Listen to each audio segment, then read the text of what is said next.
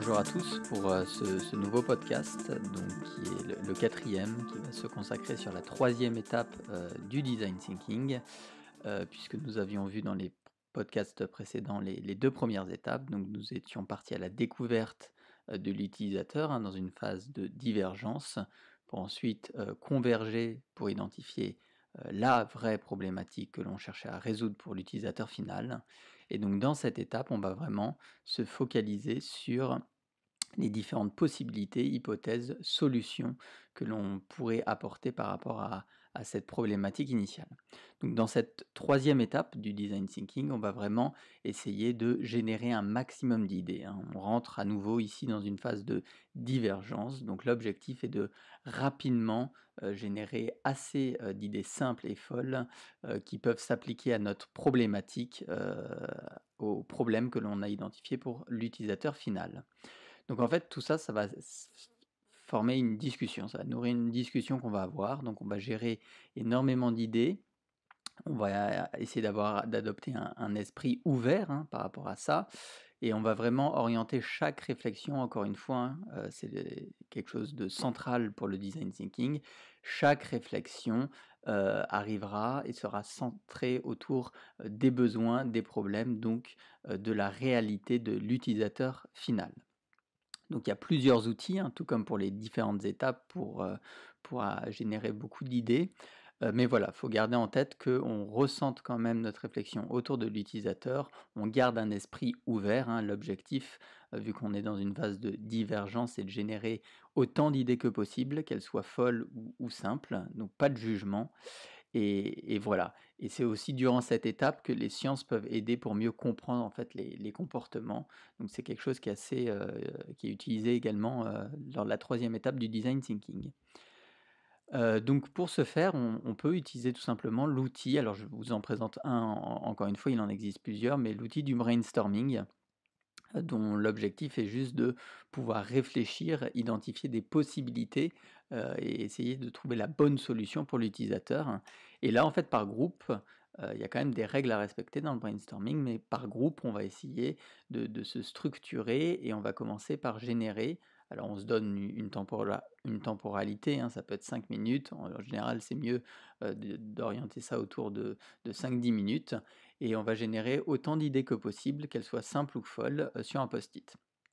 Donc ça, c'est la première étape donc du brainstorming, et en fait, on va arriver à une seconde étape du brainstorming qui peut être conclue par un brain pooling.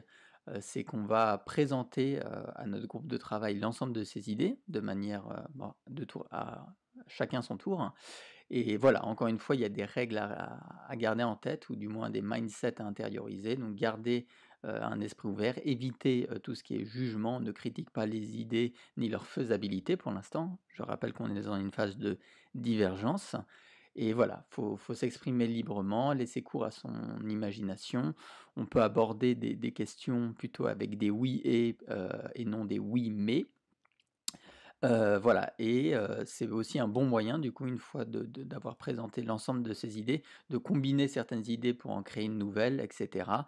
Et au final, donc au final de cet exercice de brainstorming, la finalité serait de choisir et de prioriser nos idées préférées de solutions, toujours par rapport à la valeur que pourrait percevoir l'utilisateur. Donc on va vraiment réutiliser tout ce qui a été fait dans les deux premières étapes pour la compréhension de la réalité, de l'environnement, des problèmes et des besoins de l'utilisateur, pour voilà, alimenter cette réflexion autour des solutions possibles et prioriser ensuite les idées, le ou les idées d'ailleurs, par rapport à cette valeur que pourrait percevoir l'utilisateur final.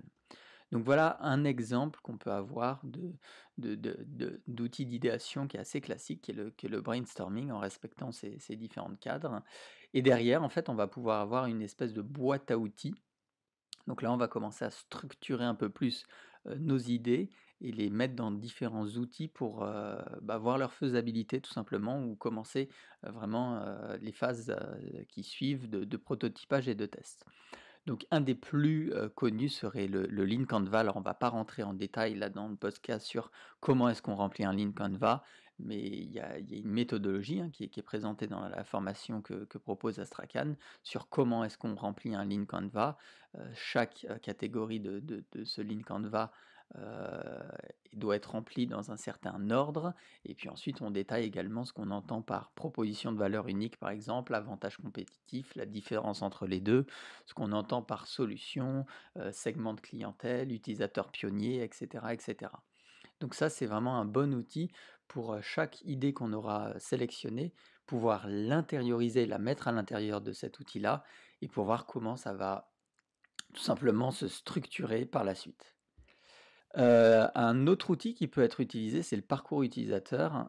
Donc en fait, dans notre proposition de solution, ça va être assez simple, mais on va mettre en corrélation l'idée qu'on aurait dans le parcours que pourrait avoir l'utilisateur, hein, à chaque étape, quelles sont ses actions, les questions qu'il se pose, du coup, quelles sont en fait les émotions qu'il perçoit à chaque étape, et au regard de cette cartographie du parcours, où est-ce qu'on peut améliorer nos améliorations, et en quoi la solution qu'on a identifié en fait améliore l'expérience globale ou certaines étapes de ce parcours utilisateur. Donc voilà, on va dire un deuxième outil qui pourrait être intéressant pour détailler un peu les solutions qu'on aurait identifiées, et un outil pour finaliser tout ça. Une fois qu'on est sûr de la ou les solutions que l'on souhaite aborder, en fait, on peut les mettre dans Prune de Product Tree, hein, qui est simplement un outil visuel pour identifier quelles seraient les fondations nécessaires à cette solution-là, quels seraient les éléments qui correspondraient au MVP, donc au produit, au Minimum Viable Product. Quelles sont ensuite à l'horizon 1 an les fonctionnalités qui pourraient être rajoutées, et derrière quelles seraient en fait on va dire les fonctionnalités, hein, dans le ciel bleu optionnelles qui seraient vraiment on va dire de la cosmétique ou vraiment de l'amélioration poussée. Donc voilà pour les trois outils qu'on pourrait utiliser dans cette troisième étape du design thinking, donc qui est orientée autour de la création d'idées et l'identification de possibles solutions par rapport à la problématique qu'on aura identifiée. Et donc par la suite, on va voir dans un autre podcast la quatrième étape du design thinking, qui va tout simplement être orientée autour du prototypage. On va voir en quoi la notion de prototypage et de prototype est essentielle dans le design thinking pour pouvoir avancer dans cette démarche-là. Et la dernière étape, donc la cinquième, sera comment est-ce qu'on teste en fait ces idées, ces prototypes, etc., etc. Voilà, je vous remercie.